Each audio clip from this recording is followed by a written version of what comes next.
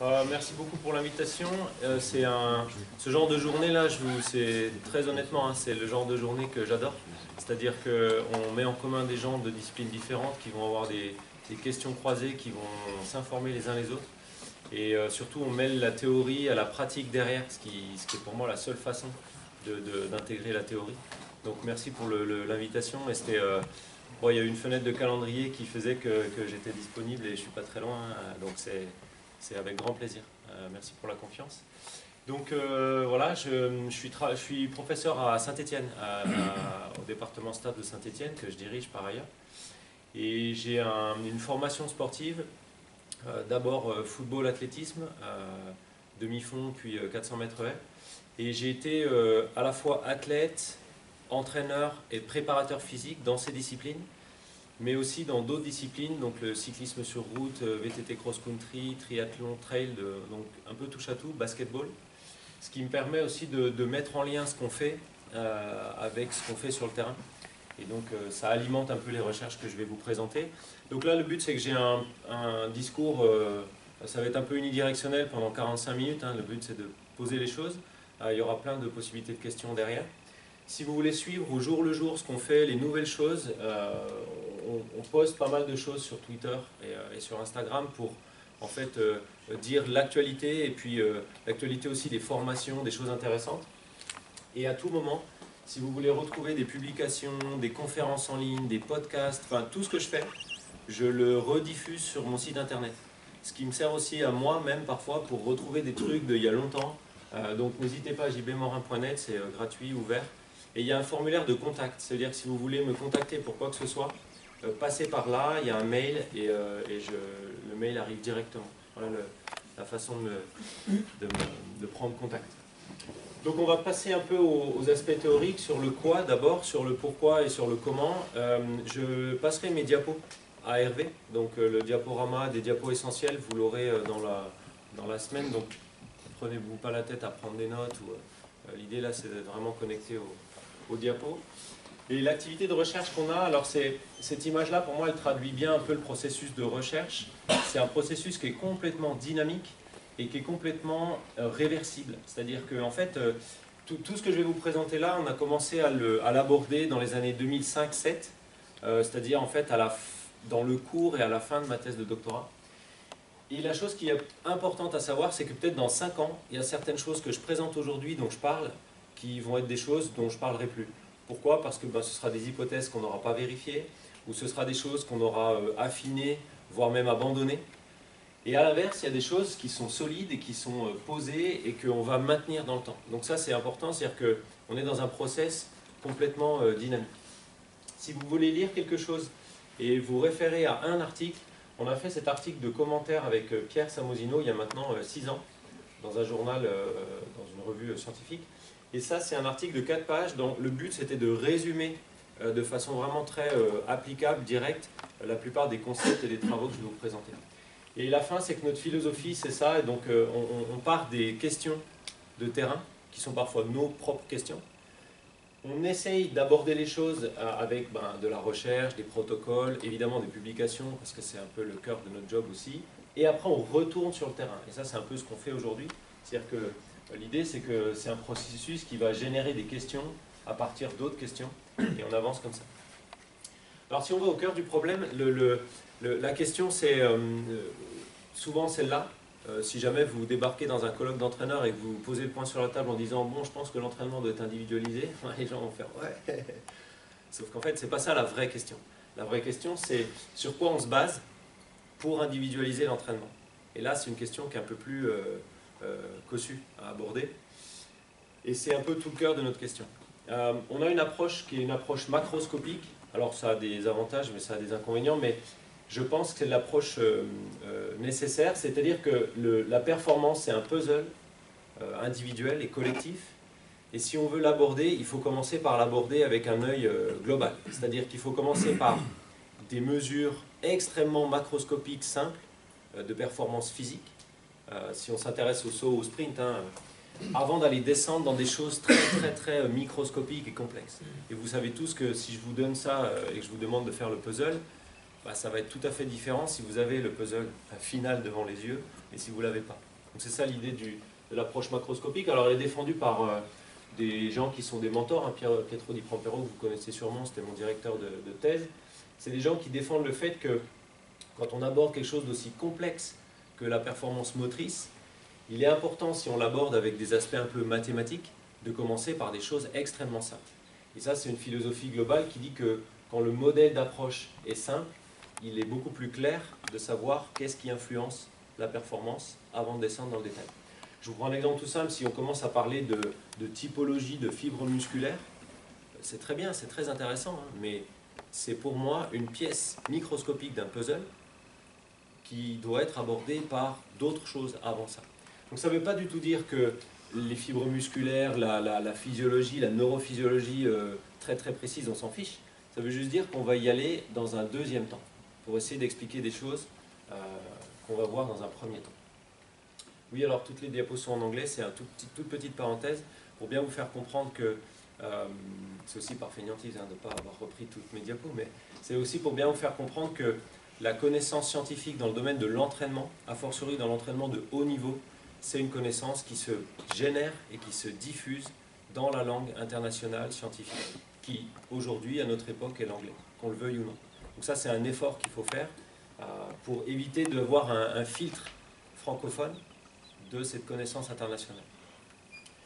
Alors pour attaquer les choses un peu directement, on va prendre un petit exemple que j'ai piqué à mon collègue ami Pierre Samosino. L'idée, c'est de dire que ces deux moteurs-là, quand vous les poussez à fond, ils ont à peu près la même puissance nominale, c'est-à-dire ils ont à peu près la même puissance maximale.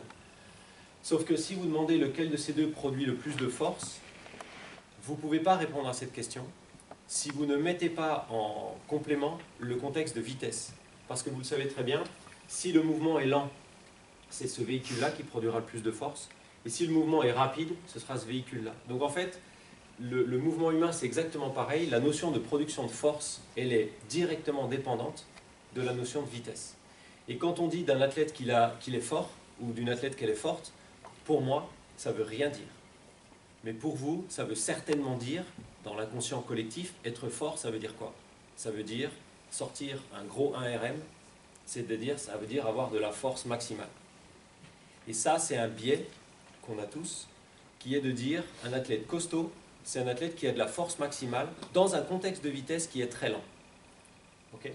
Et donc, dans un contexte de tracteur. Or, dans plein d'exercices de sportifs, le contexte de production de force, c'est un contexte en fait de relativement haute vitesse, voire de très haute vitesse. Si vous prenez cet exemple-là, les gars, leur objectif, c'est de produire le plus de force au sol à chaque pas. Voilà, il faut générer le plus de force pour accélérer le bob. Et ils partent de zéro, c'est-à-dire qu'ils partent d'une force à très basse vitesse, et quelques secondes après, ils doivent, le dernier qui met le dernier pied, il doit produire de la force, mais dans un contexte de vitesse complètement différent. L'autre exemple, c'est celui-là. Donc là, le premier coup de pédale, il part en situation quasiment isométrique, et il a des productions de force à des vitesses très lentes, et à chaque coup de pédale, il doit être fort à un niveau de vitesse qui augmente. Et à la fin de l'accélération, il doit être fort à 200 rotations par minute ou plus. Et donc vous devez comprendre que s'il veut être bon globalement de façon macroscopique sur sa perf, il faut qu'il soit fort à toutes les étapes.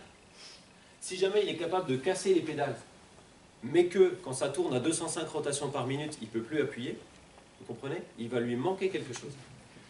Dernier exemple là, ici en aviron, pareil, elles doivent tirer de façon le plus fort possible. Alors certes, elles doivent être coordonnées, machin, etc. Mais l'objectif, c'est qu'à chaque fois, elles doivent produire de la force et le contexte de vitesse change. Donc, c'est ça qu'on appelle le spectre force-vitesse. On n'a absolument pas inventé le concept force-vitesse, c'est juste la réalité de l'exercice musculaire. Et si vous voulez savoir ce que vaut votre athlète dans ce spectre, il faut évaluer l'intégralité du spectre. Et les recherches qu'on a menées montrent qu'on ne peut pas estimer une partie du spectre à partir d'une mesure faite sur une autre partie du spectre. C'est ça en fait la base de toute l'approche. Alors ça, c'est pas nouveau, ça a été fait, les premiers travaux, on va les voir juste après, parce qu'il y avait un aspect historique dans le titre de la présentation et dans la commande, donc je suis très content. Voilà, il y a des travaux depuis des dizaines d'années où dans plein d'exercices multi-segmentaires, des exercices globaux, on observe des profils, des relations force-vitesse qui ont toutes une caractéristique essentielle, c'est qu'elles sont linéaires. Alors il y a un débat en ce moment, qui est un débat de puristes qui me gonfle un peu, de savoir si elles sont linéaires ou quasi linéaires. Mathématiquement, plus on complexifie le modèle pour décrire, plus on décrit correctement, je suis bien d'accord, mais le modèle linéaire est extrêmement fiable dans tous ces exercices.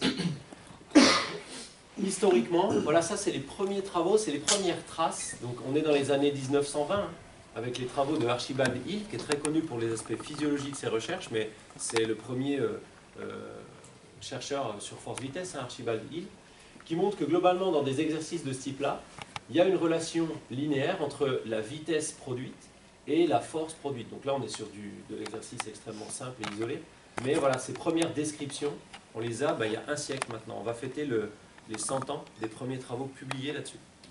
Donc c'est stable.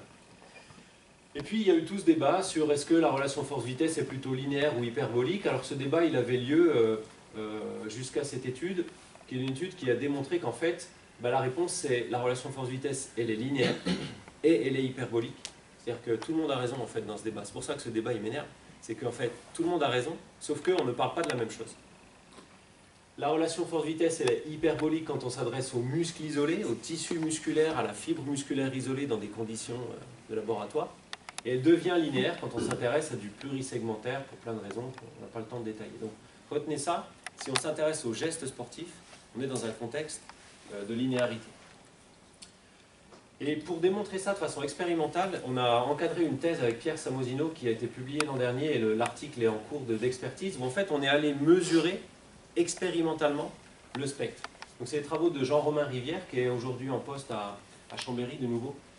Et donc là vous avez un peu ça pour moi c'est l'image de référence du truc, c'est que la relation force-vitesse du membre inférieur dans une extension, elle va de à peu près le 1 RM. Vous avez bien compris que quand on est sur son vrai 1 RM, on n'est pas très loin de ses capacités maximales de force, c'est-à-dire qu'il y a bientôt plus de vitesse.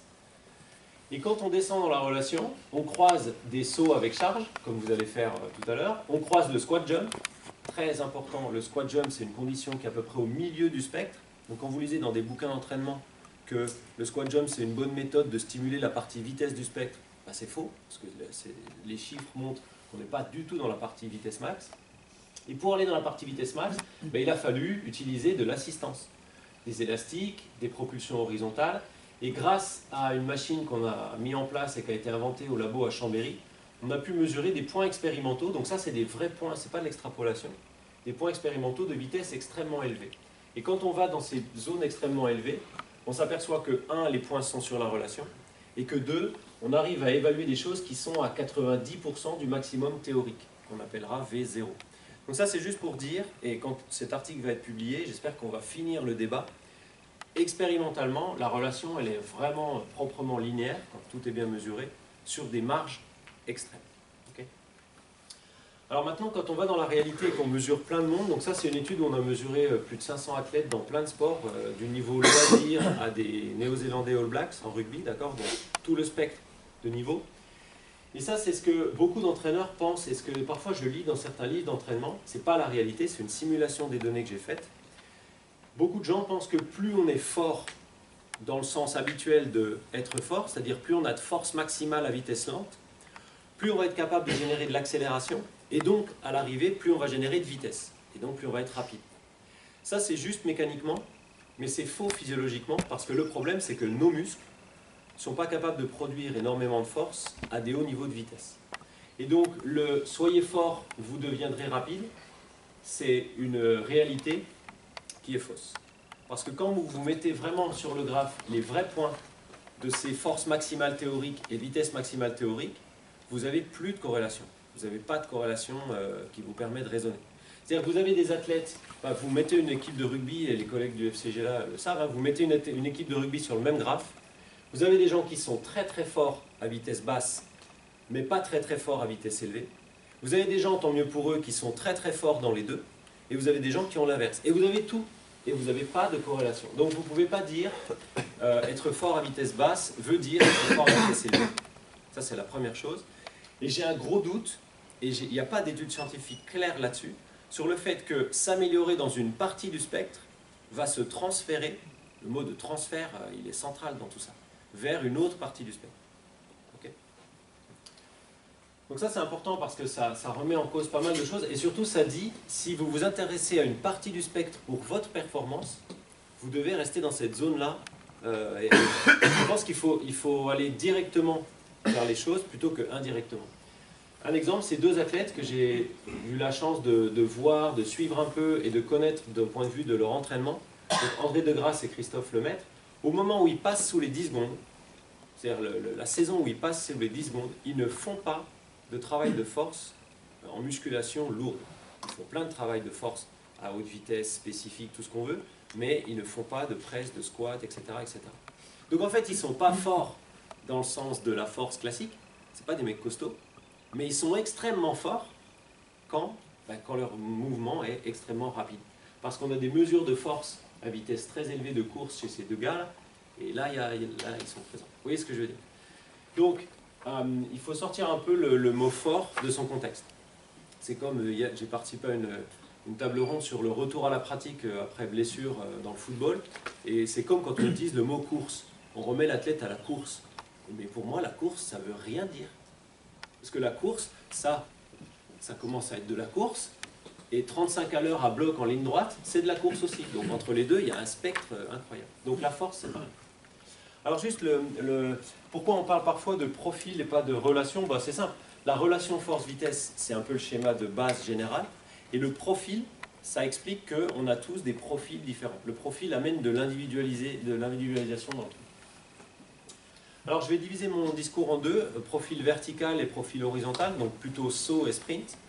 Le profil vertical, on a publié un truc il y a 2 ou 3 ans, où on discute le fait qu'en fait la hauteur de saut, alors je vais mettre au tableau deux mesures, la hauteur de saut, tiens, ça c'est le truc que personne ne fait jamais, c'est un mec qui teste un truc, il ne marche pas, ils le remettent dans le pot, il ne marche pas, tu le jettes quoi. Donc la hauteur de saut, c'est un indicateur très pauvre des qualités musculaires. La hauteur de saut, c'est un très bon indicateur de la hauteur de saut. C'est-à-dire que, et là-dedans, on publie et on montre théoriquement et concrètement que deux athlètes avec la même hauteur squat jump peuvent avoir des puissances tout à fait différentes et des orientations force-vitesse tout à fait différentes. Alors pour mesurer un profil force-vitesse, ça c'est pas ce que vous allez faire aujourd'hui, mais c'est ce qu'on a fait à Chambéry avec les collègues. Voilà, en labo, il faut une plateforme de force, il faut faire des répétitions d'efforts avec des charges différentes, et il faut mesurer la force et la vitesse. Donc ça, c'est la méthode de référence, c'est la méthode de labo. Et quand vous faites ça, votre 1RM, il est à peu près là. Okay, le squat jump, il est au milieu, c'est ce que je vous ai dit avant. Et ces deux points-là, on les a obtenus en faisant ce que vous allez voir sur la vidéo. On a placé la plateforme contre le mur, on a mis un rail avec un chariot qui permet de rouler, et on a fait faire des poussées horizontales pour avoir des points plus rapides. Pourquoi? Parce que quand je fais un squat jump, je lutte contre mon poids du corps, et ça, c'est déjà une charge relativement importante. Alors tout ça c'est cool, c'est sympa, ça marche, mais ça marche si vous avez une plateforme de force et ou un système de vidéo 3D, donc là c'est 20-30 000 balles, plus de l'expertise, de l'analyse. Et donc c'est très frustrant parce qu'on avait des concepts intéressants, mais on n'avait pas le transfert sur le terrain. Donc ça a été la mission de la thèse de Pierre Samozino. L'idée c'était, bon t'es bon en mathématiques, t'aimes ça, et ben écoute, trouve-nous des équations, trouve-nous un modèle biomécanique qui nous permet de recalculer la force et la vitesse lors d'une poussée, avec des outils de terrain, c'est-à-dire avec des mesures qui soient par exemple la hauteur de saut, parce que à l'époque et encore mieux maintenant, c'est quand même quelque chose qu'on obtient assez facilement hors laboratoire. Donc je vous passe les détails des équations, mais vous pouvez aller voir l'article si ça vous intéresse. À la fin de la journée, il nous faut peser l'athlète et connaître les masses qui vont être mobilisées. Il faut faire 2 à 4 bons sauts, et je préfère 4 à 2, c'est plus fiable, et mesurer la hauteur de saut. Et par ces petites équations toutes simples qui peuvent s'entrer dans Excel facilement, vous obtenez la force moyenne, la vitesse moyenne et la puissance lors de la poussée. Donc là, vous avez le setting avec Christophe Lemaître à l'époque, on testait les athlètes. Il faut juste mesurer la distance de poussée de l'athlète, vous le ferez cet après-midi. Et cette méthodologie a été validée plusieurs fois par des groupes de recherche différents et indépendants. Et ça, c'est fondamental parce que nous, on a validé les équations en comparaison à nos plateformes de force, mais d'autres sont venus le faire après et ont retrouvé les mêmes résultats. Et à l'heure actuelle, il y a plus de 5 études de groupes différents qui remontrent la validité de la méthode. Donc, en science, on appelle ça de la réplication, et ça veut dire que c'est fiable. D'accord ? C'est important hein, dans le process. Et puis, en fait, personne ne l'utilisait. Donc, un peu frustrés parce qu'on publie ça dans le Journal of Biomechanics, on est très fiers de nous, machin. Et personne ne l'utilisait pour deux raisons. La première, c'est qu'on n'avait pas fait l'effort de vulgariser ça dans, par exemple, Sport et Vie. Et la deuxième, c'est qu'en fait, on a été un peu présomptueux en imaginant que tout le monde allait prendre son Excel et mettre les équations. Et en fait, on a fait un fichier Excel qu'on a mis en ligne, qu'on a distribué. Je crois, je ne regarde pas, mais il a dû être téléchargé genre 100 000 fois. Et après, les gens ont commencé à faire leurs propres tests et à adopter les choses. Donc voilà, à l'heure actuelle, cette méthode-là, vous pouvez l'utiliser, vous l'utilisez cet après-midi. Et il y a eu des publications depuis qui montrent que la méthode donne des profils très variables. Et il y a même eu une ou deux publications qui recommandent de ne pas l'utiliser à cause de cette variabilité.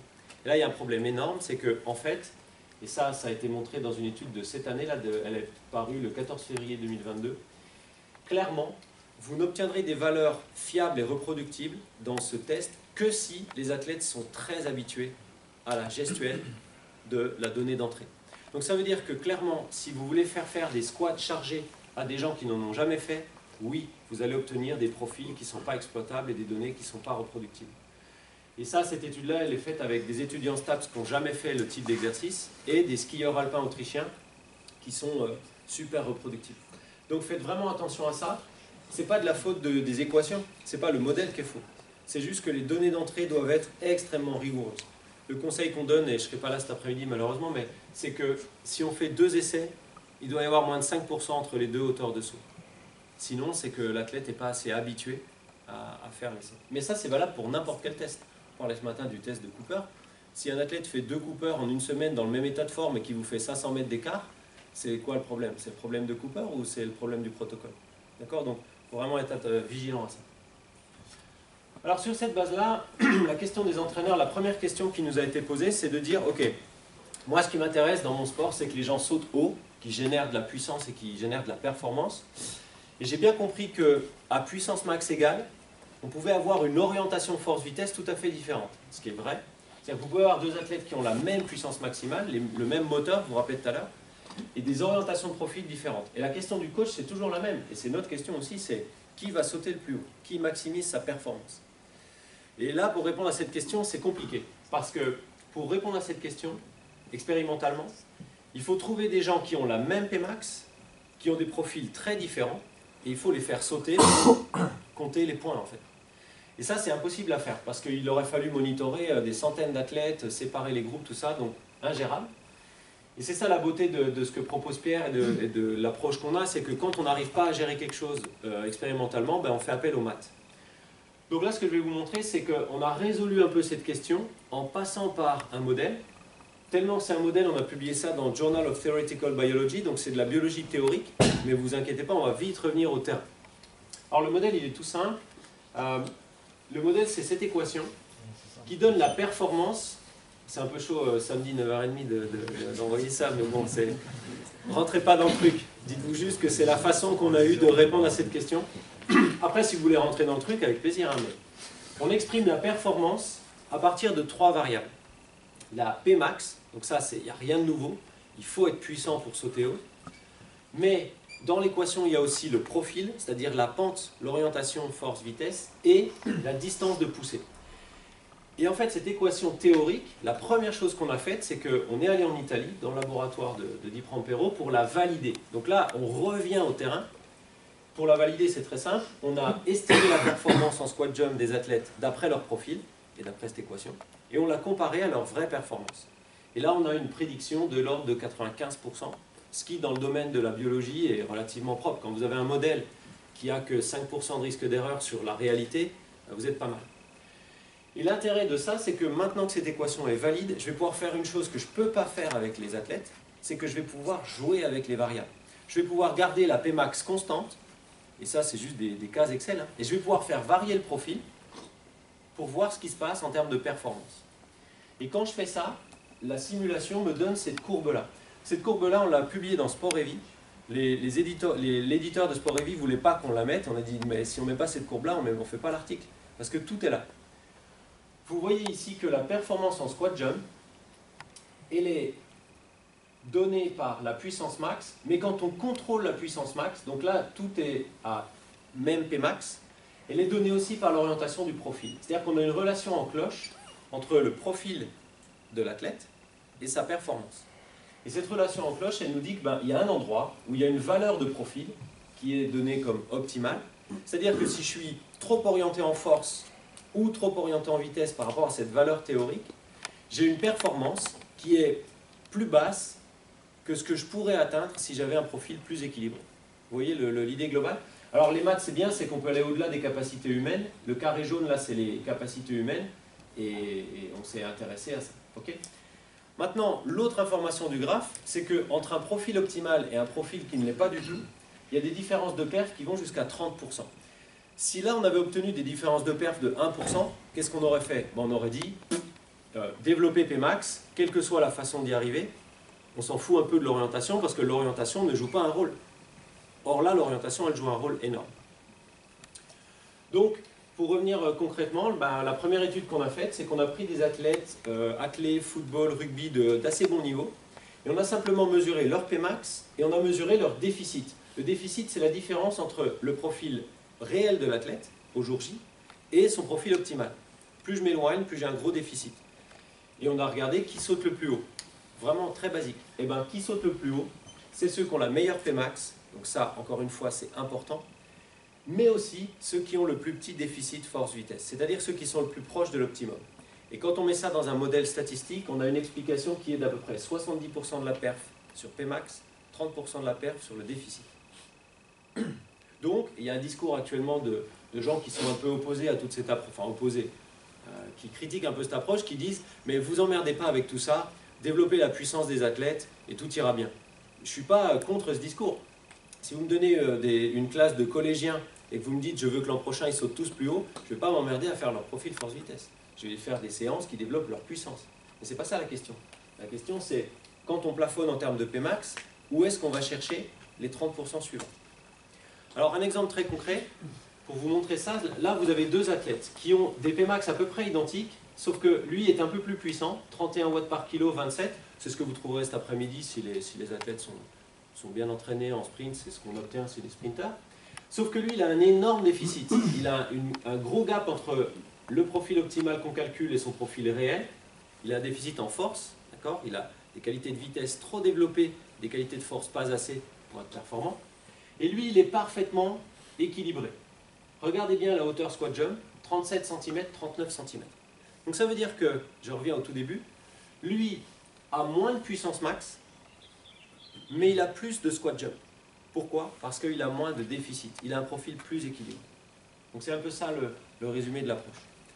Alors pour vous montrer qu'on peut faire ça sur des athlètes de très haut niveau, ça c'est une évaluation qu'on a faite avec les cercles des nageurs de Marseille quand j'étais à Nice, et quand le mouvement olympique avait, à travers la MOP, la mission olympique pour Rio, mis en lien des chercheurs avec des staffs. Le but à Marseille, c'était d'améliorer le départ des nageurs sur le plot, donc d'améliorer une forme de poussée des jambes avec un angle d'à peu près 30 degrés vers l'avant. Et donc on a fait des profils forte vitesse de tout le collectif, y compris le champion olympique de Londres, avec dans l'idée de dire, on vient essayer de rationaliser un peu le travail de muscu que vous faites pour améliorer ce jump qui est fondamental sur 50 mètres. La vitesse d'entrée dans l'eau, c'est une énorme composante de la perf finale, toutes choses égales par ailleurs. Et sur Florent Manoudou, on a ces mesures-là, donc le profil est très bien fait. J'avais formé, à l'époque c'était Patrick L'Hôpitalier, le prépa qui s'occupait de ça. Et là, moi, ce que je vois, c'est, ok, ça c'est le profil de l'athlète au jour du test, on est 1 an et demi avant Rio. Donc, de mon point de vue, on a quand même du temps pour tester des choses, pour mettre en place des choses. Et là, je vois un énorme déficit, et je vois une réflexion qui me dit, si l'entraînement permet de réduire ce déficit, probablement que mon modèle mathématique explique qu'en fait le jump va s'améliorer. Et indirectement, la performance si tout est égal par ailleurs. Et à l'époque, dans la discussion avec les staffs, c'est pour ça que les journées comme aujourd'hui sont fondamentales, la réponse qu'on m'a faite c'est ouais mais ça veut dire qu'il va falloir faire de la muscu à force max, et bon, c'est pas une habitude, on n'en fait pas. Bon. Parce qu'on pense que ça va peut-être altérer la technique de course. Bon, si vous suivez un peu la natation, vous voyez que des gens comme Caleb Dressel, qui est le meilleur sprinter du monde, il se mange de la muscu très lourde sans se préoccuper de ces questions-là, etc. Mais la vraie critique, c'est de me dire, vous n'avez pas la preuve que par un entraînement spécifique, on peut réorienter le profil, et que si on fait ça, on améliore la perf. Et à l'époque, c'est vrai, On n'avait pas encore lancé nos process d'études expérimentales.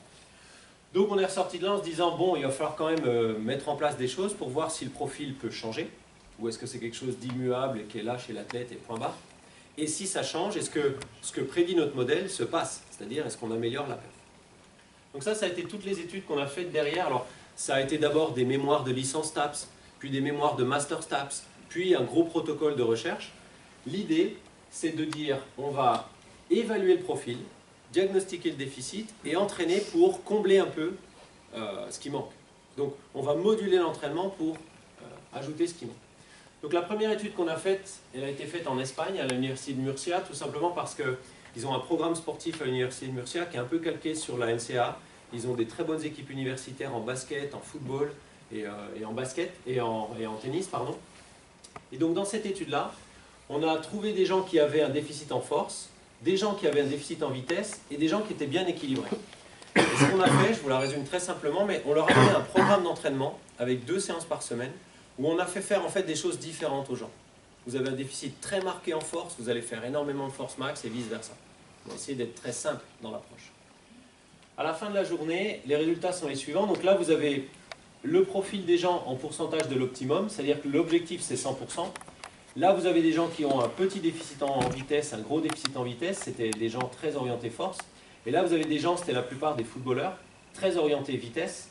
Et donc, on a fait travailler aux gens ce qui leur manquait. À la fin des 9 semaines du programme, ce qui était une erreur, on n'aurait pas dû faire 9 semaines.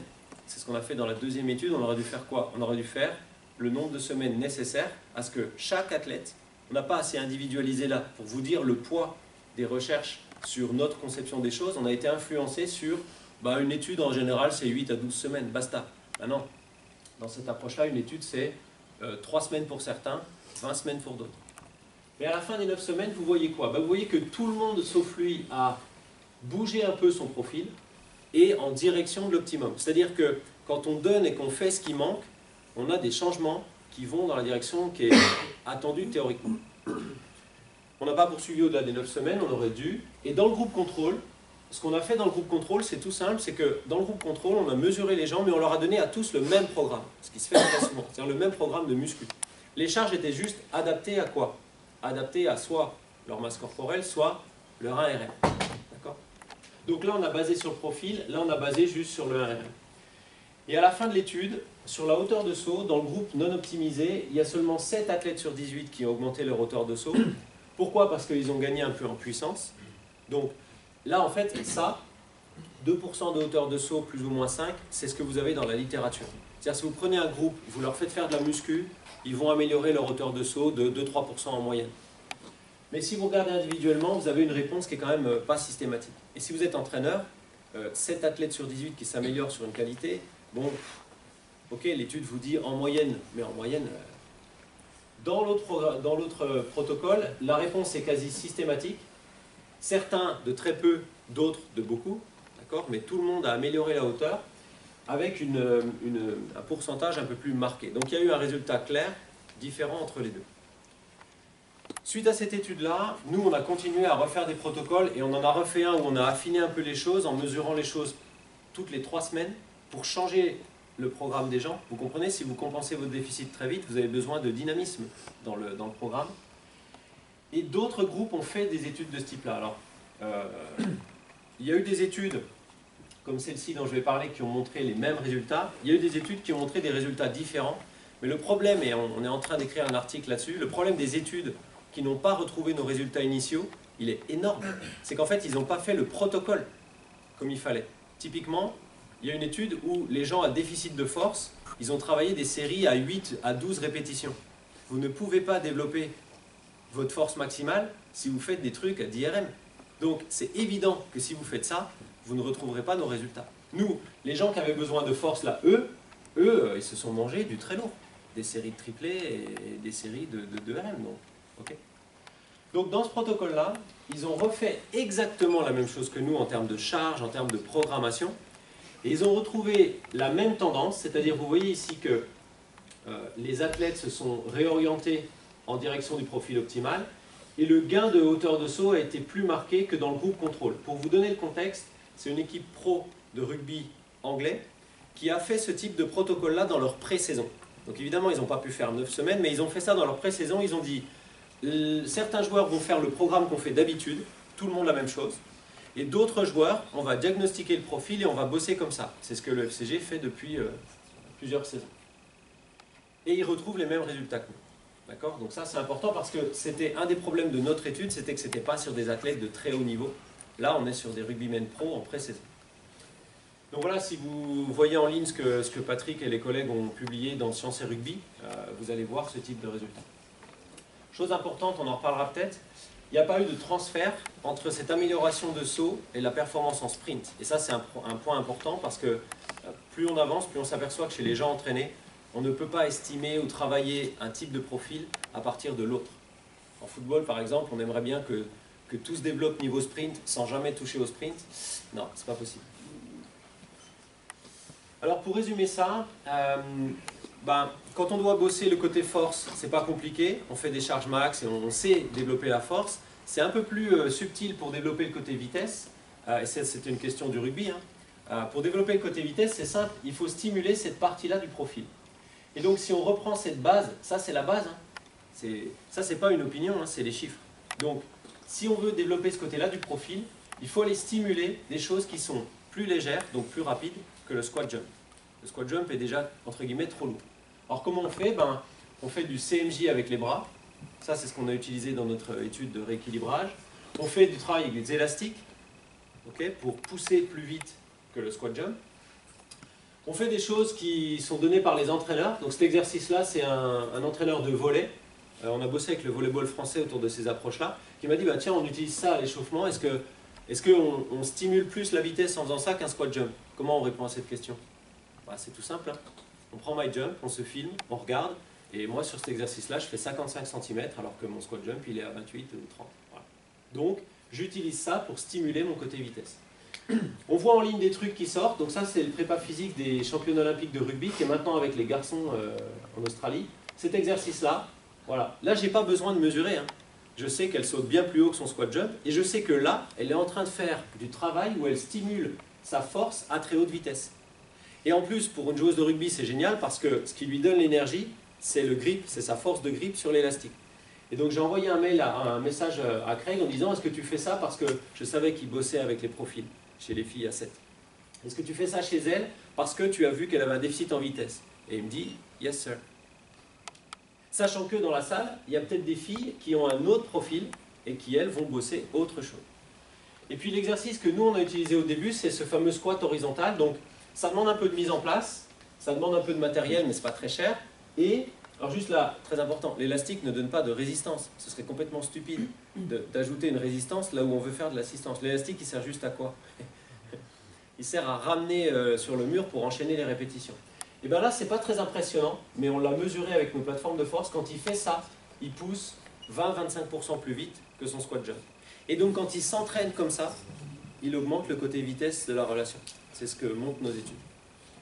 Donc pour finir sur cet aspect vertical, j'utilise cette analogie que j'aime bien. J'ai piqué un gars qui l'avait piqué un gars qui l'avait piqué un gars.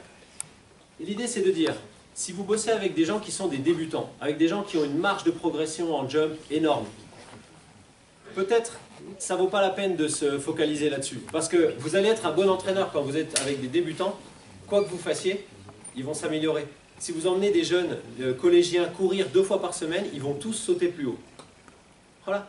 Donc ça veut dire que on sait trouver du dentifrice dans un tube qui est plein. Mais la vraie question, c'est quand le tube est vide. C'est-à-dire que vous savez trouver du dentifrice dans un tube vide. Mais c'est exactement la même approche avec des athlètes. Les mêmes solutions ne marcheront plus. Clairement, au bout d'un moment, les footings n'amélioreront plus leur détente chez ces jeunes débutants. Et il va falloir aller trouver des marges d'amélioration. Et je vous garantis, et on l'a vu avec des athlètes de NRL, donc la National Rugby League, c'est des monstres physiquement, des All Blacks, des gens comme Florent Manoudou, des gens qui sont à l'élite dans leur sport et qui sur certains aspects des qualités physiques montrent des déficits par rapport à cette approche. Donc voilà, l'idée c'est on ne fait pas la même chose mieux, on essaye d'aborder les choses autrement et de faire les choses différemment. Passons au sprint. Donc dans le sprint, c'est exactement la même philosophie. Il va falloir quantifier la force à différentes vitesses. Et là, c'est un peu problématique parce que, contrairement au saut, ça bouge, quoi. C'est-à-dire qu'à un moment donné, évaluer le squat jump, c'est très confortable. Hein. Les gens restent sur place, ça bouge de 40 cm, c'est très maîtrisable. Le sprint, voilà, hein, ça bouge de 10 mètres. Là, les gens, là, ils traversent la salle en moins d'une seconde. Comment je fais pour capturer leur force et leur vitesse? Donc là, on a détaillé comment on faisait avec Matt Cross, que certains ont croisé à la fédé de ski, probablement. Et l'idée générale, c'est que c'est faisable. Il faut des plateformes de force pour mesurer la force sous les appuis, la force de propulsion. Et il faut des systèmes comme le radar pour mesurer la vitesse de course. Okay? Ou alors, il faut mettre les gens sur un tapis roulant instrumenté. Et je suis chanceux, je suis dans un des 2 endroits au monde où il y en a un, le labo à Saint-Thé et l'hôpital d'Aspetar au Qatar. Et donc ça, vous avez compris, c'est ingérable. Je ne connais pas ou peu d'athlètes ou de gens de sport co qui font des évaluations de leur profil force-vitesse avec ces outils-là. Donc, à nouveau, alors ça marche très bien, hein, vous allez voir mon collègue Pascal là, qui fait un sprint sur notre tapis.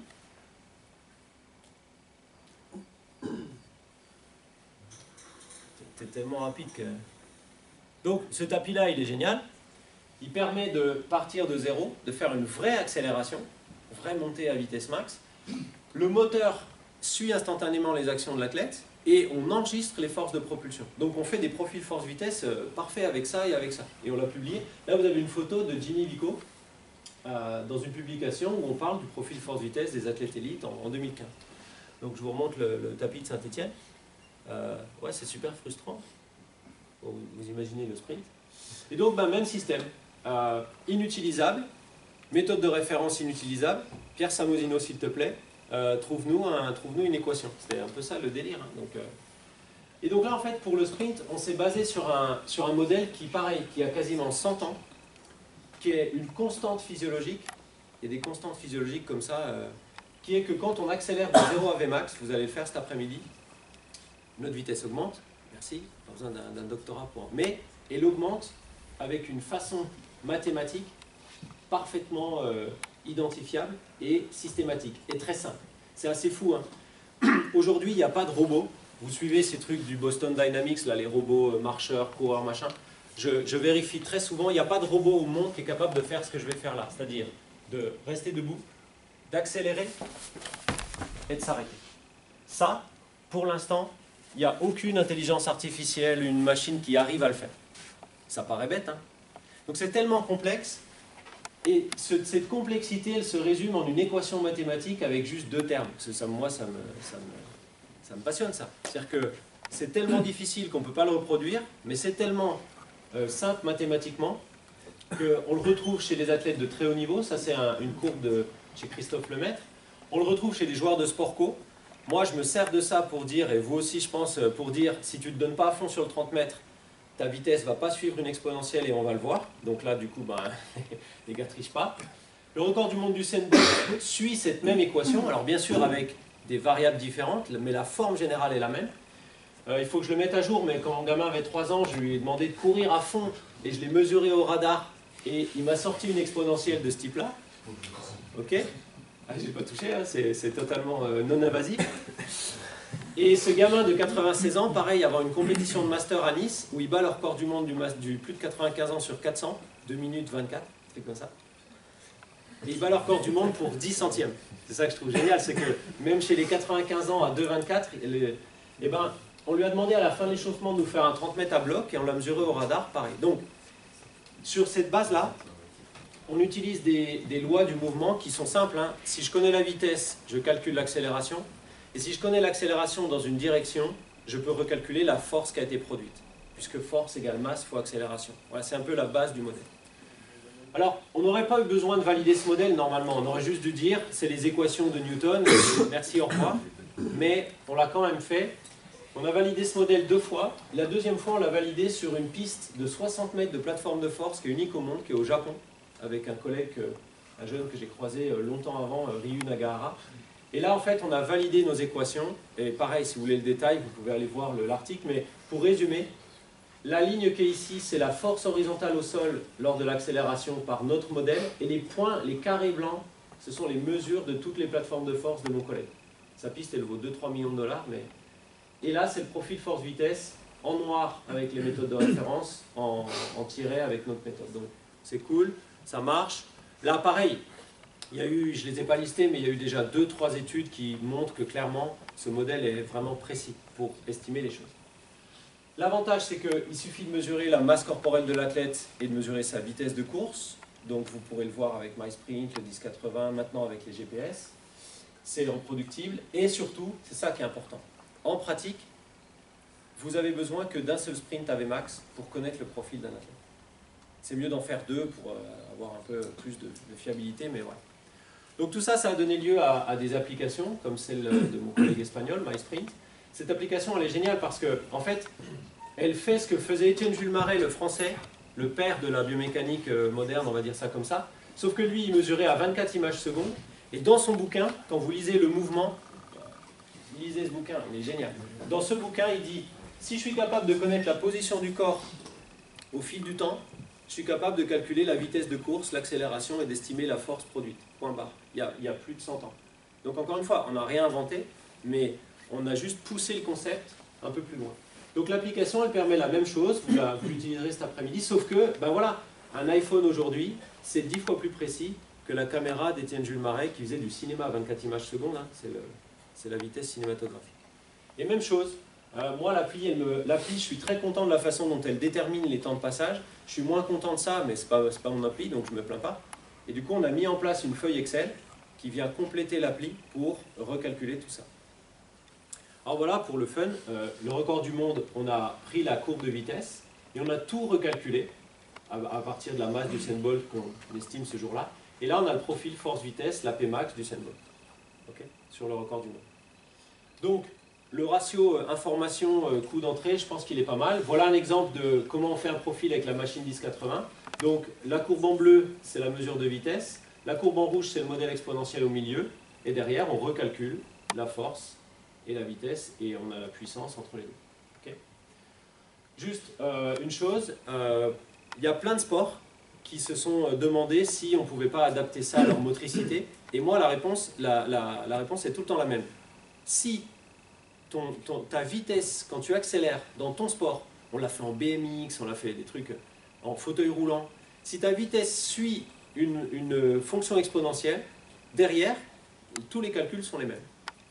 Et donc, par exemple, Jérôme Pérez, je n'ai pas vu ce matin, mais... Ouais. Donc Jérôme, dans sa thèse, et 3 ans avant la thèse de Jérôme, avec une équipe de NHL avec qui j'ai bossé, mais à l'époque j'étais en confidentialité, donc je pouvais pas en parler, mais on a fait ça. On a fait des profils force-vitesse d'accélération sur la glace par les hockeyeurs. Et à chaque fois, c'est est-ce que ça suit une exponentielle? Oui, on fait les calculs. Et c'est ce que Jérôme a développé dans sa thèse. Alors aujourd'hui, on est en train d'essayer de se dire, est-ce qu'on ne peut pas rechoper les mêmes informations? Là, les informations, elles sont simples, c'est quelle force est produite à toutes les vitesses du spectre. Vous comprenez le principe. Hein. Et parce que tester les gens, parfois, c'est un peu un stress, le football nous a poussé à essayer de trouver les mêmes informations, mais sans faire de test. C'est-à-dire à aller les chercher dans la motricité naturelle des joueurs. Donc ça, c'est un projet qu'on a développé, qu'on a publié pendant le Covid, avec mes collègues italiens. Et l'idée, c'est d'avoir un profil in situ. Donc je ne vais pas m'étaler là-dessus, mais on pourra en reparler. L'idée du profil in situ, elle est toute simple. Quand on collecte sur... Là, par exemple, vous avez 2 semaines de données d'un joueur de football. Donc tous ses entraînements, tous ses matchs, sur 2 semaines. Okay. Et quand on collecte les accélérations positives et les vitesses de course, on a un nuage de ce type-là. C'est-à-dire que, vous comprenez, ça, c'est toutes les phases où il marche. Tout ce qui est en dessous de 3 mètres par seconde, c'est de la marche, c'est du replacement. Et ces zones-là, c'est les zones d'accélération maximale à toutes les vitesses. Et là, en fait, vous comprenez, ce n'est pas un test, ce n'est pas un 30 mètres. Lors d'un 30 mètres, je le couvre en 3 secondes, ce spectre. Ça, c'est du foot. Et donc, ce point-là, par exemple, c'est une accélération très élevée qu'il a faite à un moment donné, quand il courait à 6 mètres par seconde. Donc, vous imaginez, il est en train de faire un appel, et boum. Là, ça me met des points. Et donc, l'idée du spectre in situ, c'est de dire, si vous prenez toutes les valeurs d'accélération maximale, c'est-à-dire si vous prenez la capacité max d'accélération à toutes les vitesses du spectre, vous reconstruisez un truc qui a une allure linéaire, descendante, et qui peut être considéré comme une forme de profil force horizontale, vitesse, mais, comment dire, agrégé de tous les mouvements de football. Là, le joueur là, dont on a les données là, c'est des données il ne sait même pas, il sait juste qu'il a un GPS, mais ils les ont tout le temps, il ne sait pas ce qu'on va en faire. Donc, il produit ces efforts max, et nous, en fait, on les collectionne pour rebâtir le spectre. Et derrière, on a toutes les mêmes variables, A0, F0. Et là, je me suis amusé à vous montrer un spectre d'un joueur de foot sur 2 semaines, et un spectre sur un seul sprint. Donc, les points noirs qui sont là, c'est un seul sprint.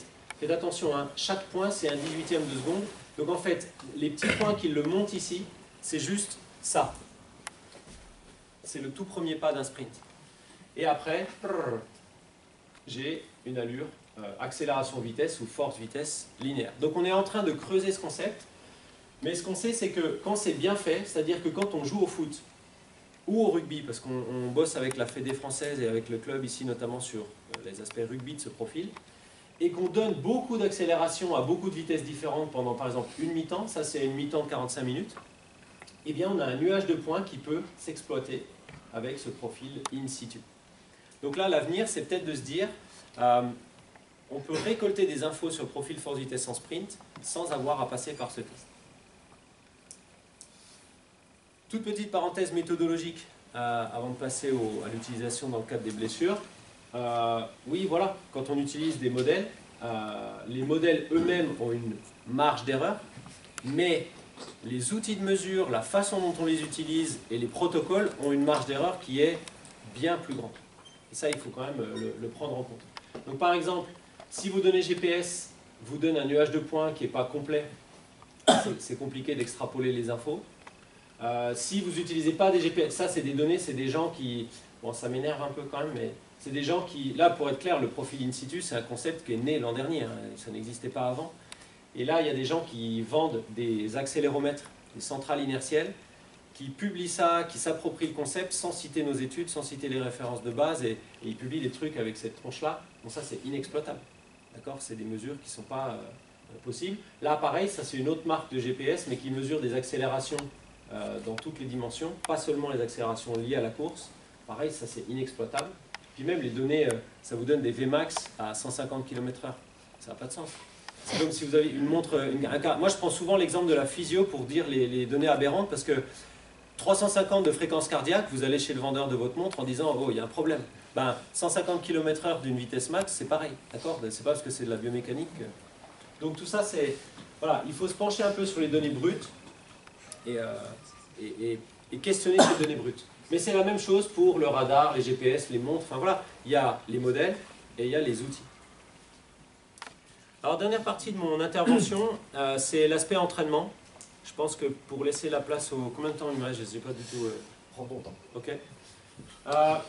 Ça, je ne vais pas y passer du temps parce qu'en fait, on a généré, ces 5 dernières années, on a généré, nous et des collègues, une vingtaine d'études d'entraînement. Le but du jeu, c'est de se poser la question de comment on entraîne les gens différemment sur la base de leur profil. Et tout ça, c'est né de quelques réflexions initiales. Donc, dans des journées comme aujourd'hui, moi maintenant, quasiment, je ne me déplace plus s'il n'y a pas de la pratique derrière. Alors, soit par moi, soit par d'autres, mais pour moi, ça n'a pas de sens de ne pas faire de pratique. Et un jour, à la FFF, on fait une formation d'entraîneur. Donc ça, c'était il y a 2011. Hein. C'était la cellule recherche de la Fédé. Et on passe 2 coachs volontaires. Il y en a un qui se blesse sur le deuxième sprint. Mais bon, c'est... Voilà. Le gars, classique, hein, carrière de footballeur, plus trop d'activité physique, 10 ans sans activité physique, un sprint le jour J pour faire beau, bam, ischio. Bien fait.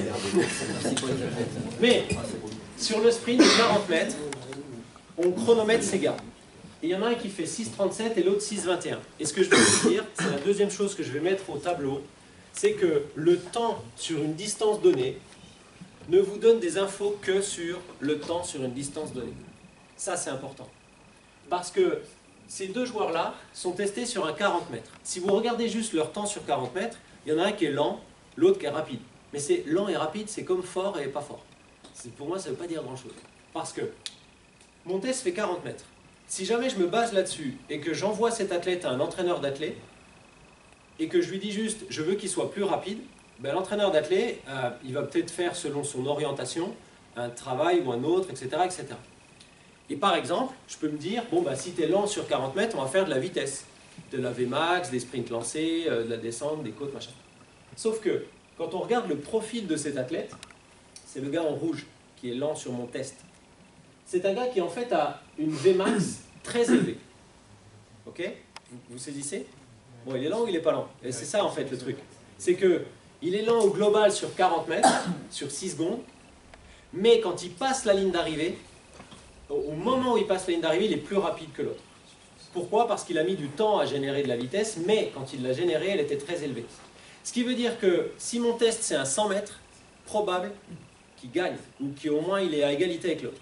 Si mon test c'est un 20 mètres, le gap entre les deux est encore plus grand. Bon, bah vous avez compris.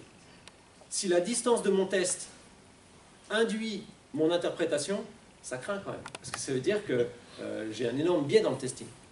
Et donc quand on fait le spectre, on a l'idée sur toutes les distances possibles. En fait, c'est comme un test qui cumulerait toutes les distances possibles. Et donc ce gars-là, il a une V0 très élevée, 9 et quelques pour un footballeur, c'était un kiné du centre, c'est vraiment pas mal. Où est son problème? Son problème, c'est qu'en tout début du spectre, il a une force horizontale, il a une qualité de force à vitesse basse qui n'est pas très bonne, en sprint. L'autre est meilleur. Si vous suivez l'athlète, vous avez vu les championnats du monde en salle, les deux mecs qui passent la ligne ensemble, ils passent dans le même centième, 6,41. Jacobs, l'italien, et Coleman, l'américain. Donc vous vous dites, ils ont la même perf globalement. Et à l'intérieur de cette même perf, quand vous regardez sur la distance, ben voilà, Jacobs, il le grille quasiment sur la fin, et l'autre a un profil complètement différent. Et là, en termes d'entraînement, c'est là que c'est l'important, c'est que ce gars-là, si jamais je lui fais faire de la vitesse max, rappelez-vous du tube de dentifrice, il a une V0 très élevée. Les lois de la physiologie, c'est que plus une qualité physique est développée, plus elle va être dure à pousser encore. Quand vous êtes à 80 de VO2 max, pousser VO2 max, c'est compliqué. Et quel est le problème avec lui? C'est que si je fais une erreur d'interprétation, je fais peut-être une erreur de programmation, je fais de la vitesse max, il ne s'améliore pas. 99% des entraîneurs face à ça, ils font quoi? Je l'ai fait.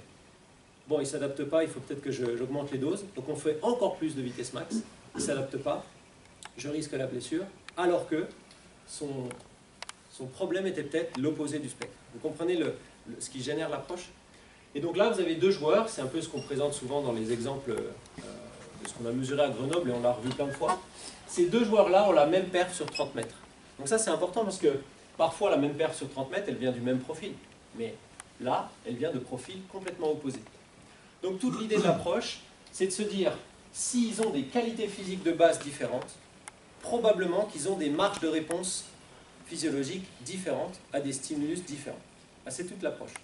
Et je pense que si on leur donne à eux deux la même chose, on fait probablement un moins bon job que si on va moduler un peu. Je ne suis pas un radicaliste, hein. Je ne dis pas il faut tout faire différent entre les deux. Puis concrètement, dans la vraie vie, ce n'est pas possible. Je dis juste, on peut moduler un peu les choses pour essayer d'aller taper des marges d'amélioration qui sont visibles.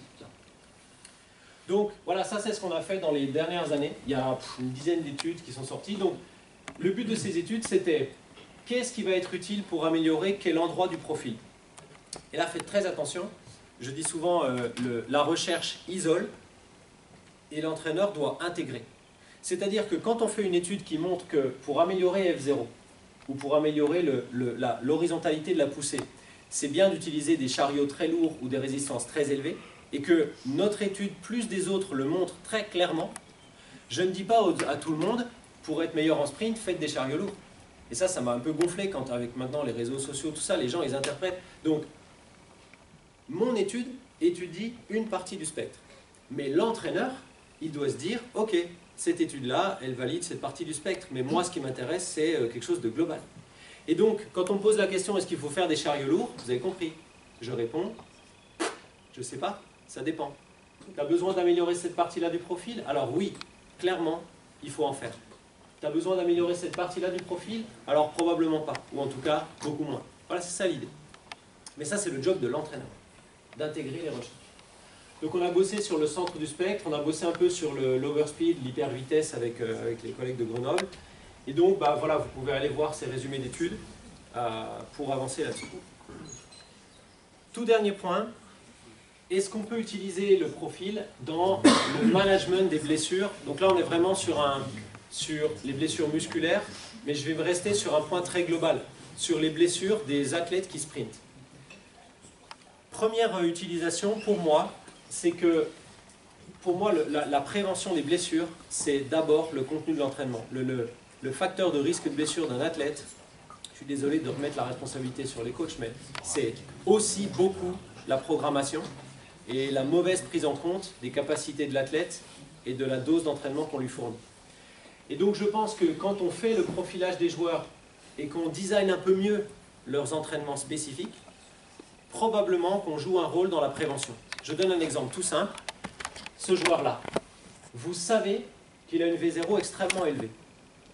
Vous savez que son problème pour améliorer sa perf viendra plutôt par un travail de type chariot lourd prioritairement. Si à l'entraînement, vous continuez de mettre énormément de haute vitesse à ce joueur, pour moi, vous faites une erreur de programmation, parce que vous lui donnez ce qu'il a déjà, entre guillemets, et vous faites probablement une erreur en termes de prévention de blessure, parce qu'on sait que si on répète trop des sprints à haute vitesse, et que la dose de sprint à haute vitesse devient ingérable, on a des risques de blessure. Voilà le lien pour moi entre profil et meilleure programmation. Après, comment on utilise ça en rééducation? L'idée, c'est que, là on est sur les ischios, mais on pourrait mettre ça sur tout. Vous avez un footballeur qui se fait les ligaments croisés. L'idée, c'est qu'en fait, le profil va venir vous donner ce que vaut l'athlète dans la fonction de sprint avant la blessure. Et une bonne rééducation, pour moi, doit ramener l'athlète au moins à ses valeurs de pré-blessure. Donc dans une étude qu'on a publiée avec mon collègue Jordan Meniguccia, on a proposé un programme très complet de rééducation post-ischio qui ne s'adresse pas que aux ischios, qui bosse sur les fessiers, sur la stabilité. Et les dernières étapes de ce programme, c'est des étapes dans lesquelles on demande aux gens de sprinter, ce qui paraît évident. Combien de fois j'ai entendu la rééducation est faite, mais faites gaffe, il ne faut pas trop qu'ils sprintent. S'il ne faut pas trop qu'ils sprintent, c'est que la rééducation, elle n'est pas faite. On est d'accord. Et donc à la fin de ce programme, eh bien, on fait faire des sprints et on ne valide le retour sur le terrain que quand l'athlète est capable à nouveau de produire tout ce spectre de force. Donc en fait, on sait que le muscle est blessé. On ne s'intéresse pas que au muscle, on s'intéresse à ce qu'il va devoir faire plus tard. Mais l'information en or, c'est l'information pré-blessure. Et vous comprenez bien que si vous voulez l'information pré-blessure et que vous vous réveillez pendant que l'athlète est en train d'être en rééduc, vous vous réveillez trop tard, parce que vous ne l'avez pas. Donc l'information pré-blessure, c'est de l'investissement, c'est quelque chose qu'on génère en faisant du monitoring régulier, parce que si un jour le joueur se blesse, ischio ou autre, on aura l'information de pré-blessure. Je ne compte plus les coups de fil de club de Ligue 1 par exemple, en octobre-novembre, on commence à avoir un ou deux problèmes ischio chez ce joueur, est-ce qu'on peut faire des mesures de profil pour voir ce qui se passe? Ok, mais les mesures de juillet et de août, c'est celle-là qu'il fallait faire en fait. C'est pas celle de maintenant, et celles-là, elles n'ont pas été faites. Parce qu'il n'y a jamais le temps, et on a toujours les bonnes excuses quand on ne veut pas faire le testing. Donc voilà un peu le premier exemple. Et le deuxième exemple, c'est en fait, je vous le montre par exemple sur l'exemple de Grenoble, voilà, un process de réhab d'un des joueurs, où en fait, parce qu'on avait un profil pré-blessure, donc là vous voyez ça remonte 2017 quand même, le temps passe, mais on a de l'expérience là-dessus. Et bien grâce à ces données-là, on peut guider un peu la réhab.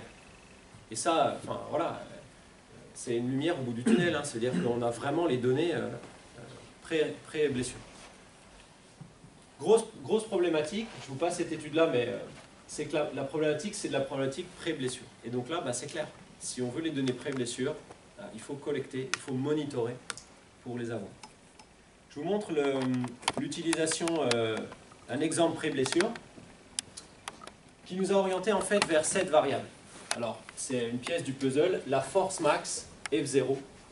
On a observé de façon très claire qu'au moment du retour sur le terrain, les footballeurs semi-pro chez qui on a testé ça avaient des forces max. C'est-à-dire que schématiquement, si c'était ça leur profil avant blessure, c'est ça leur profil au retour post-réhab. Ils ont la même V0. Ça veut dire qu'ils vont à fond comme avant. Donc ça veut dire qu'ils mettent leur système dans des contraintes très élevées. Mais ils ont des F0 beaucoup plus faibles. Ça, on l'a vu, c'est quasiment systématique. Sur la base de les tests isocinétiques sont bons, le testing du joueur est bon, tout le monde est d'accord, il a le feu vert. Et bien quand il sprint, il y a quand même un problème. Et ça, c'est un cas d'étude qu'on a publié avec le staff des All Blacks, là, Nick Gilk, le prépa des All Blacks, On faisait une étude sur les sprints répétés. Je ne vous montre pas, il y a tout l'aspect fatigue, j'en parle pas, mais sprint répété, comment varie le profil, ok? Et il y a un joueur qui se claque, un ischio méchamment, premier de sa carrière, grade 3, gros truc, sur le 5e sprint. Donc quand mes collègues m'envoient le mail en me disant bon, la manip s'est bien passée, mais il y a eu ça, je dis ah, ouais. Bon, c'est dommage pour lui, on est bien d'accord, mais d'un point de vue de la recherche, on va avancer un grand coup. Pourquoi? Parce que j'ai le profil, vous voyez là, ça c'est le radar ouais, clair. Hein. J'ai le profil de ce joueur dans les 4 premiers sprints, et je vous garantis qu'à ce niveau-là de perf, s'il a la moindre sensation au sprint 3 ou 4, il arrête, donc il ne voit pas venir hein, la blessure. Okay, et j'ai surtout le profil de ce joueur par rapport aux autres joueurs de l'équipe, qui eux ne se sont pas blessés. Et quand vous regardez les stats, donc là on a vraiment bien vérifié, analysé les choses, et c'est très rigoureusement fait. Là vous avez le profil de l'équipe en gris, plus ou moins un écart-type. Donc en fait, ce spectre-là, c'est cette équipe-là, c'est les Oakland Warriors. Okay, et vous avez ce joueur, dont je sais qu'il va se blesser au sprint 5. Ça, c'est son sprint 1. Regardez, il est extrêmement rapide. C'est une des V0 les plus élevées. Par contre, il est parmi les F0 les plus basses. Et le sprint avant qu'il se blesse, le sprint 5, je n'ai pas pu l'analyser parce qu'il n'est pas complet. Donc je l'enlève. Et le sprint avant qu'il se blesse, c'est encore plus caractéristique. Il est extrêmement rapide, donc il va pouvoir emmener son corps à des niveaux de tension dans les ischios très élevés. Et il a une des forces horizontales, des forces de poussée les plus basses de l'équipe. Et c'est lui qui se blesse. Et donc en fait, tout ce qu'on a fait depuis 5 ans, donc je ne vais pas les montrer, mais on a des données comme ça à Grenoble aussi. Tout ce qu'on a fait depuis 5 ans, c'est essayer de se dire, est-ce que ça c'est un cas isolé? Ou est-ce que c'est une tendance lourde qui peut nous permettre de dire, le profil est aussi une forme de drapeau rouge, une composante du puzzle de l'estimation du risque. Et quand je vous dis que ça nous a pris 5 ans, c'est qu'on s'est pris des portes de clubs de foot, notamment en France. On a commencé des études de cohorte. Vous avez compris, statistiquement, il faut faire quoi? Il faut passer de 1 à 40. Voilà. Il nous faut 40 joueurs blessés avec leur profil avant versus tous leurs copains qui ne se blessent pas. Ben pour faire ça, il faut en évaluer 400 à peu près. Et donc, il faut des clubs qui acceptent de monitorer les joueurs tous les 2 mois et de remplir une fiche médicale à chaque fois qu'il se passe quelque chose. Et ça, ben, on a bien galéré. À Nice, à l'époque, mon bureau était à 300 mètres du centre d'entraînement. Il y a une saison, ils étaient chauds, le staff, tout le monde était chaud. On fait les mesures en juillet, on fait les mesures en août, on fait les mesures en septembre. L'équipe, elle perd 3 fois. Le coach, il s'est débrouillé pour que plus jamais on puisse faire les mesures. Il y avait tout le temps un truc. Ah non, et donc, ben, quand vous avez perdu 1 mois, 2 mois, 3 mois de monitoring, ben, l'étude, elle tombe à l'eau. Donc on a fait ça pendant 58. Et on a réussi à mettre en place cette étude-là, finalement, dans 2 contextes. Donc voilà, ça c'est des mesures par exemple à Nice. Bon après c'est la réalité, hein, pas de secret, hein, l'étude s'arrête. Bon, voilà. On a réussi à mettre ça en place dans une énorme université au Japon, qui avait un programme de foot de bon niveau, et dans la Ligue finlandaise de football. Pourquoi la Ligue finlandaise de football? Ben parce que j'ai un étudiant qui a fait sa thèse avec moi, qui a été formé en Finlande, et tous ses potes de promo en master, c'était tous des kinés ou des prépas dans les équipes pro, et là-bas, faire un test de sprint de 30 mètres tous les 2 mois, ça n'a pas pris 3 minutes à discuter. On dit oui, bien sûr. Et donc, on a fait l'étude avec les Finlandais.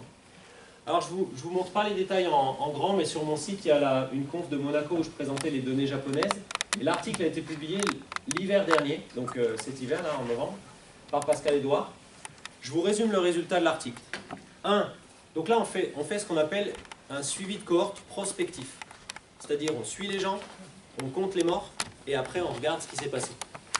Premièrement, le F0 de pré-saison, et ça c'est fondamental, c'est-à-dire celui qu'on mesure typiquement en France en fin juillet, quand les joueurs sont prêts, on fait F0 de pré-saison, aucun lien statistique avec le risque de blessure ischio.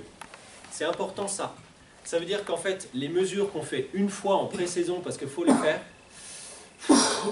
les mesures de mobilité, les mesures de force, quand on les fait qu'une fois en juillet, c'est bien, ça rassure tout le monde, ça justifie le job, mais c'est très pauvre par rapport à ce qui se passe 8-10 mois plus tard. En revanche, le F0 en saison, et c'est ça qui est important dans l'étude, le F0 en saison était lié statistiquement au risque de blessure ischio. Ça veut dire que quand une blessure ischio apparaît à un moment donné dans la saison, imaginez, je ne sais pas, 10 avril, paf, on regarde le test qui est fait juste avant. Donc là, on ne regarde plus le test de pré-saison, on regarde le test de maximum 2 mois avant.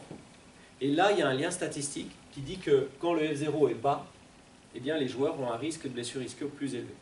Alors, je ne sais pas quel est le mécanisme de lien entre ça, mais je sais juste que j'ai une variable du profil fonctionnel qui est en lien avec le risque.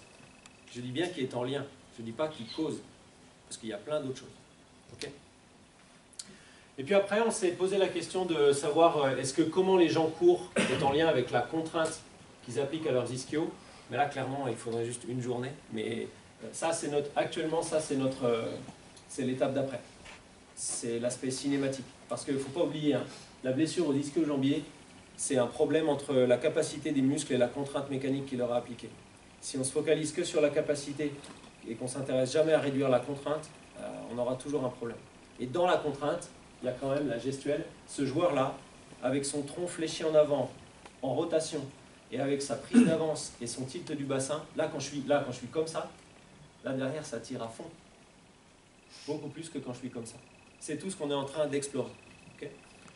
Donc voilà, je n'irai pas plus loin, et simplement, moi je garde ça en tête. C'est-à-dire que là je vous mets des variables. Ça. Ça doit rester des variables. Et il ne faut pas se perdre, c'est pas parce qu'on les mesure qu'elles sont importantes. Et peut-être que ce qui est important, on ne le mesure pas, ou on ne sait pas le mesurer. Okay. À l'heure actuelle, si je reprends la photo précédente, à l'heure actuelle, on n'est pas capable de mesurer la tension dans les muscles en situation de pratique sportive. Donc on se détend, on garde de l'humilité, on ne mesure que des productions externes en lien avec ça. Okay. Peut-être un jour ça viendra, hein, mais pour l'instant, ce n'est pas le cas. Donc voilà, on a mis un peu en place des trucs. L'idée c'est ça, hein, c'est que bon, on a juste proposé des méthodes qui permettent d'objectiver les choses. Mais là, j'ai envie de dire, c'est à vous de jouer, hein, c'est à vous de vous les approprier ou non.